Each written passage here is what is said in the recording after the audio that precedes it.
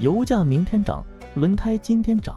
5月30日，星期一10点，轮胎板块大涨，青岛双星、丰盛股份、华谊集团涨停。上周五，国资委要求央企系提高质量。今天10点10分，国企改革概念20股涨停。遍览两市，一共有450家央企，892家地方国企。还有什么是国企带不动的吗？上海的经济即将在儿童节王者归来，50条助企纾困新政策。9点51分，上海自贸概念股暴涨，浦东建设、长江投资、浦东金桥等涨停。而上周末，全球已经20多个国家宣布不卖粮食了。今天9点35分，农林牧渔大涨，农业板块最开心，种业股最香。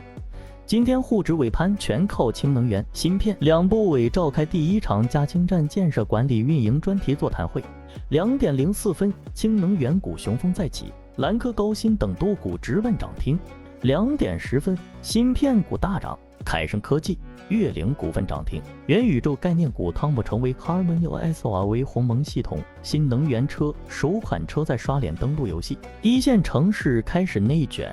上海才刚刚说扶我起来，深圳就已经开始豪言要把疫情造成的损失补回来。A 股缩量反弹，今天一会儿酿酒、汽车大涨，一会儿农业、军工大涨，投资风暴来了吗？现在的市场仿佛古时所云，奔蛇走灰式入座，骤雨旋风声满堂，狂风暴雨来临前，风声呼啸作响。此时什么妖魔鬼怪也都赶着挤进场来了。